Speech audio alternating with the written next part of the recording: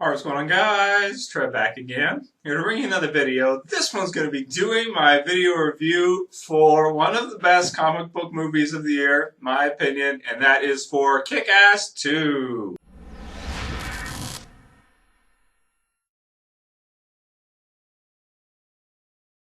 Alright, so right off the bat I want to apologize for not getting this video up sooner. I intended originally to go see Kick-Ass 2 opening weekend and go ahead and do the review right away, but with everything going on, with all the other videos I've been doing for the channel and everything else in the list, it just kind of got pushed back to the point where I just finally got to see it last night.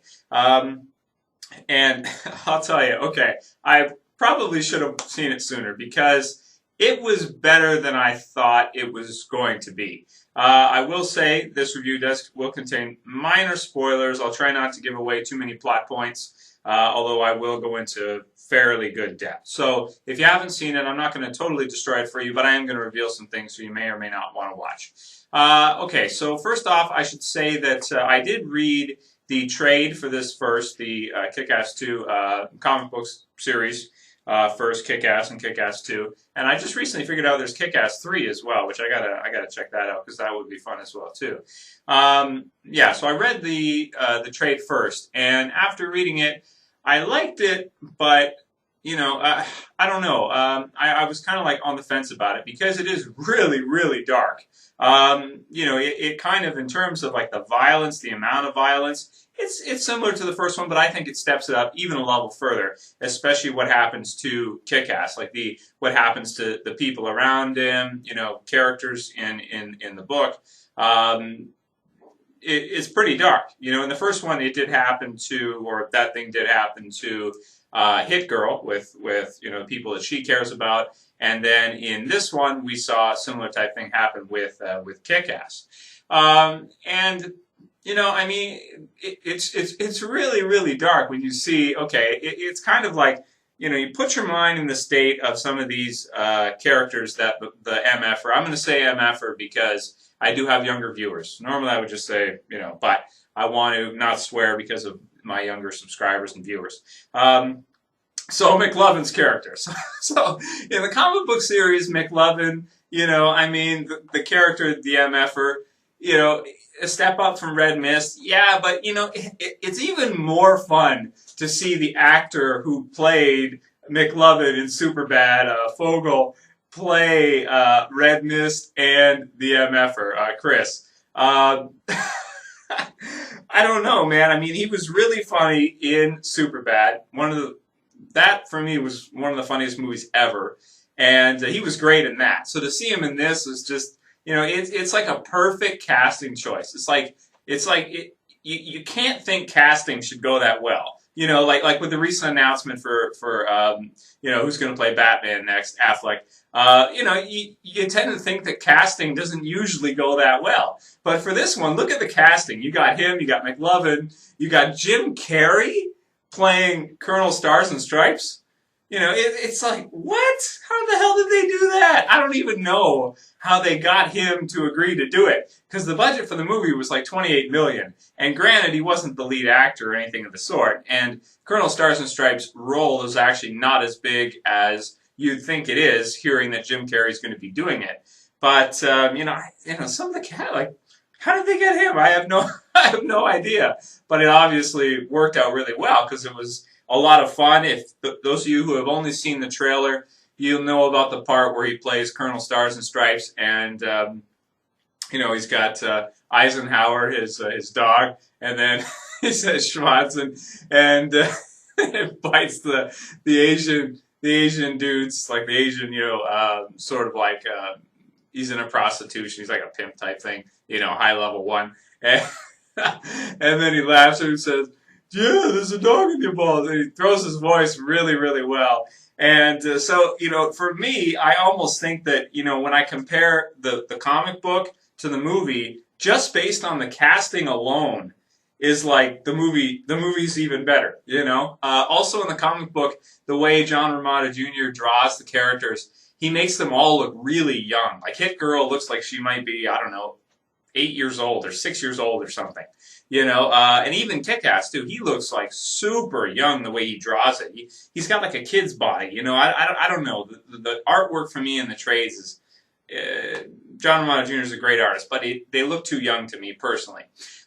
So the movie is like, it takes the original the trade or books, and it makes it even better because of the casting, because of the visuals, because of the fight sequences and seeing them play out in motion versus just reading them on a page. It really takes that initial, book and makes it even better. And that is rare. It is really rare to see an adaptation, or inspired by or based off of movie from a book, comic book or novel or whatever, where the movie actually is probably more accessible for people to view versus read.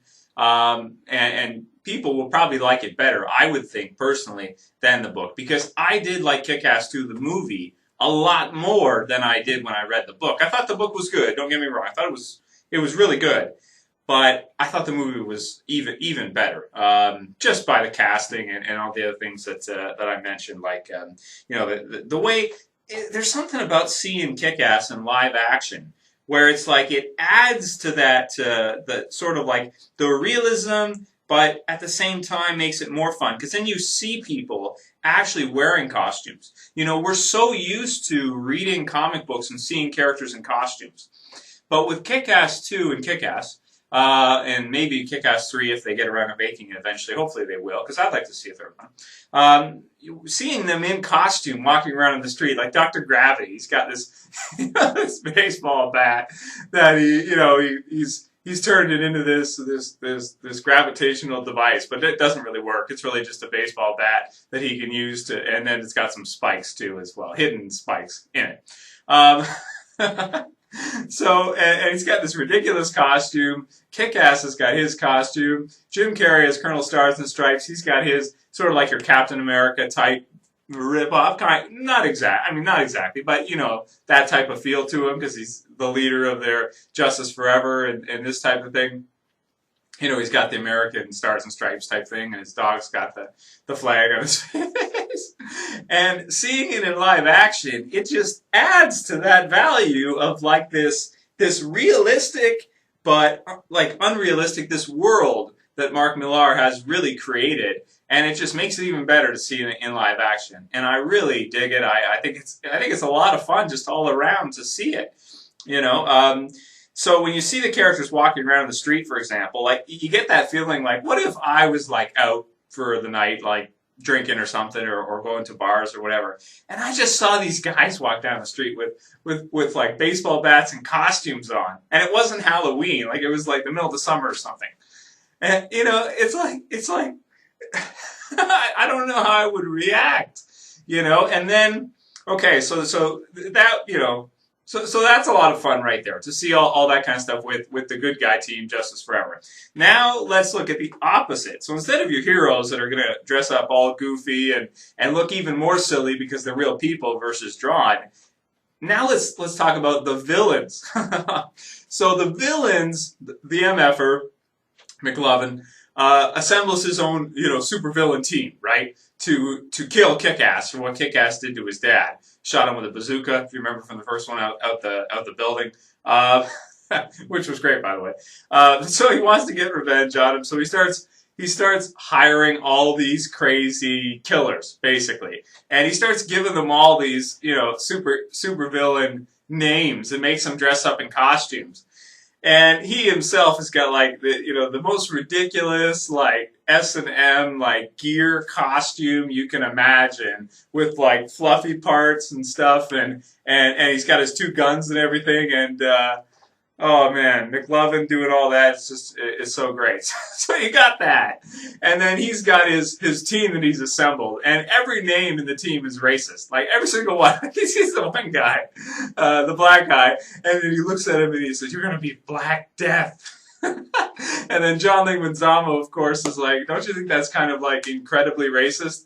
And he just ignores him, and that just continues. He gets this crazy Russian female killer, and he calls her Mother Russia, and he makes her wear this It's like costume where it's showing like her midsection, and then she's got like a Soviet flag on it and like a patch and like like gear and stuff. She looks like a female Guile, from Street Fighter, except Russian and everything.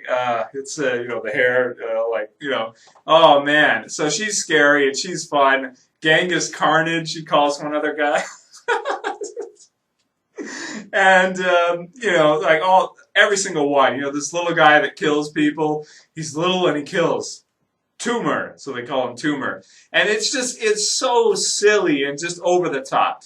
And the things that they do in the movie, it's got such a weird feel to it. It's so different from what you're used to. It's like you see all these convicted felons and criminals and killers, and he puts them all together, makes them all wear costumes, and then has them do things. And it's like, yeah, they probably would, go crazy and just kill people and rape and do whatever they have to do, like they do in Kick-Ass 2, especially in the book, which is, I think, a little bit darker than it is in the movie. Although it's been a while since I've read the book, so I can't make exact, detailed comparisons because I don't own it or anything.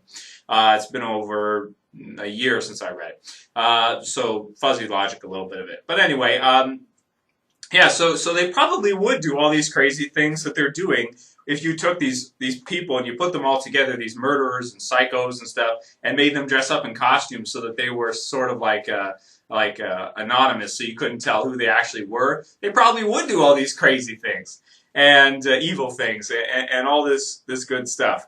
So at least to watch. Now, okay, so there's my thoughts on the characterization and the feel. The world that Millar has created it's like it's not reality, like it's not our reality. Sometimes it seems like it, but it's not exactly. It's like a heightened reality, not to the point where we have Superman flying around, nothing like that. Nobody has actual superpowers. They have technology or devices or weapons, but they don't have actual, or guns, but they don't have actual superpowers. None of the characters do, right?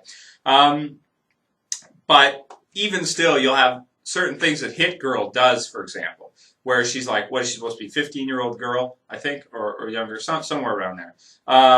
The actress, I think, is 16 now, so 15 when she filmed it, probably. So you have those characters where, like, especially with her, she's not, like, it's not actual reality. She'll beat up, 4 guys at once and things of that nature, and, there's some different things that she has, devices and stuff that she uses. That's not realistic. In the real world, these things don't exist. So it's sort of like halfway between like your comic book, maybe Marvel universe. I don't know if I want to say DC because DC tends to be a little bit more overpowered. It's sort of like halfway between your Marvel universe and reality. So it's like halfway. It's like a heightened reality where you'll have nobody has superpowers, but the things that happen with them, sometimes it's exaggerated a little bit, right? Most movies are exaggerated anyway, so something along those lines. So that's kind of a fun, way to play it. Like, the characters are fans of comic books. Like, they know who Batman and Robin are.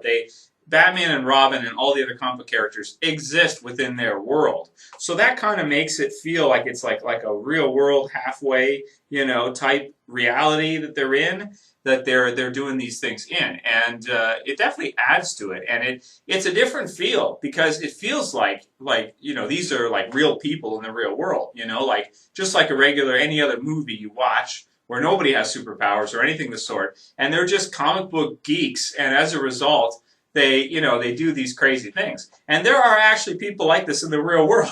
Some. Very few, but there are some. I saw one on YouTube. It was like a talk show or something where this guy, like real life superhero, I think it is. You can search it and try to find it. And they're doing an interview with this guy, African-American male. And he wears a costume and he goes out at night to try to fight crime. And he talks about how he's been stabbed, thrown in jail for it, arrested, all these different types of things. Because obviously vigilantism is illegal. So it kind of has like that feel like all these characters are crazy. They're batshit crazy. We all know that. But it's just a lot of fun to see what happens with them. Kick-Ass as a character is great. I think he's a lot of fun. And both sides, his alter ego and him is just like a regular high school comic book nerd kid that doesn't really know what he's doing. Hit Girl, she's awesome. A lot of fun to see her kick ass and well, yeah, her actually kick villains' asses and cut off their hands and crazy things of that nature. The MFer is like the best villain I could think of for something like this. Better than the villain in the first one, his dad, I think. Frank D'Amico. He's even more fun because he embraces that comic book side and wants to create his own, Legion of Doom, so to speak. Which is, I can't help but laugh every time I see it or even hear about it. So he's a lot of fun, and all of his villain, crew is a lot of fun as well too. And of course, Jim Carrey as Colonel Stars and Stripes, and all those other characters, Dr. Gravity, and the Justice Forever team. It's silly, it's over the top, it's crazy, and it's a lot of fun. So that's basically how I can sum it up. Just in terms of time, so this review doesn't go on for too much longer, I want to kind of wrap it up fairly soon. Is it better than the first one? I personally think it is. It is a little bit of a step up from the first one. Instead of having Nicolas Cage as Big Daddy, now we have Jim Carrey as Colonel Stars and Stripes, right? Your Hit Girl and Kick-Ass are a little bit older, so it looks a little bit more legit versus the first one was a little bit more unrealistic with how young, I think her name is Chloe Moretz was at that time. Yeah, that's her. She's a little bit older, so it looks a little bit more realistic now that she's starting to kind of at least grow a bit and fill out a bit, So that's a step up. And then, of course, is the villain instead of Frank D'Amico, even though the actor who plays him is great. He's on Low Winter Sun on AMC right now. He's a great actor. But, Mick Love and the MFer, even better, even more fun. So in most ways, it's a step up. The violence is even more violent, I think. The consequences are even, the violence, I guess you could kind of compare. I think it's a little bit more violent, more hand-to-hand fighting and stuff like that.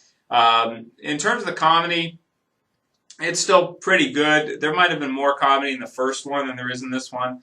But again, it's a lot of the same thing. So I think if you've seen Kick-Ass 1, you're thinking about seeing Kick-Ass 2, I would definitely say if you enjoyed Kick-Ass 1, definitely check out Kick-Ass 2. The trades, I don't know. I would recommend people watch the movies. Don't read the trades. They're good, but for this, like the casting, with it being this good, watch the movie instead. It just kind of makes the comic book trade not useful anymore. At least I'm a bigger fan of the movies than I am the trades. So characters a step up, action a step up, violence and blood and everything craziness. All of this, it's just crazy violence a step up, I think. And maybe the only thing is maybe comedy a little bit of a step down. So all in all, I thought Kick-Ass 2 was a lot of fun. One of the better comic book movies this year, I think. Of course, better than Ripped. Of course, better than, well, actually, I enjoyed this more than I enjoyed the Wolverine. And I'm a big Wolverine fan. Like, I love Wolverine. But yeah, I enjoyed Kick-Ass 2 more than the Wolverine. I wouldn't say I enjoyed it more than Man of Steel, because that was something special. But Thor: The Dark World, I mean, we'll see, how that turns out. But definitely Kick-Ass 2 was not a disappointment. It was sort of like a dark horse this year in terms of comic book movies. And it didn't even do that well at the box office. It's made money. I think it's made around $30 million at this point. But I think they expected it to do even better. So we'll see if we get a third one. If we don't, I mean, we've got the concept. We've got two movies, that really have filled us in on that world, and we've really felt, gotten to feel comfortable with this kind of heightened reality type, realistic comic book character, hero, fan, driven characters, stories. I don't really think the third one is absolutely necessary. If they do a third one, I'll definitely see it because I'm a big, obviously, comic book, fan. And this for me it's really fun because it's like a superhero comic book movie about superhero comic book movies, or about superheroes and what they would be like in reality without their powers if they really wanted to do this. Kind of like a character study, kind of like sort of just something different, meta to a degree, I guess, because of the choices they make and the things they do. and just overall a lot of fun. So to give it a score, I'm going to give Kick-Ass 2 a 7.8 out of 10. I did enjoy it that much. Some people were disappointed by it. I don't know how you could be. There's a few things. Maybe the fact that Colonel Stars and Stripes Jim Carrey wasn't in it as much as people thought he was going to be, because you're used to seeing him. If he's in a movie, he's like, got a ton of time. In this one, he wasn't in it that much. It's just like maybe, I don't know, 10 minutes worth of scenes or something like that. It is a pretty decent length movie. It's like an hour and 40 minutes. So definitely favorite part would have to be the battle at the end, I think. And maybe in addition to that, just some of the different things that happen with the MFer and him becoming this leader of a villain, a Legion of Doom, so to speak. So definitely lots of fun. Wanted to throw up a review for Kick-Ass 2. Definitely not a disappointment by any means, at least in my opinion, and one of the most fun comic book movies of the year. So anyway, without going on too long, hope you guys enjoyed it. Hope you enjoyed the review. If you haven't seen Kick-Ass 2, go check it out if you like comic book superhero type characters. Of course, watch the first Kick-Ass first before you watch this one. But I do think it's worth the time. I do think it's worth, if you got to pay to watch it in theaters, I think it's worth it. And or rent it or whatever you got to do. And hopefully we'll see a third Kick-Ass. I don't know if we will. If we don't, I feel happy with what we've got so far. But I would like to see a third one as well too, because there might be a little bit more there for us to see that maybe we haven't seen without it feeling repetitive. So anyway, I'll call it here. That's it for this video, guys. I'll see you for the next one. This is Trev, and I'm saying peace.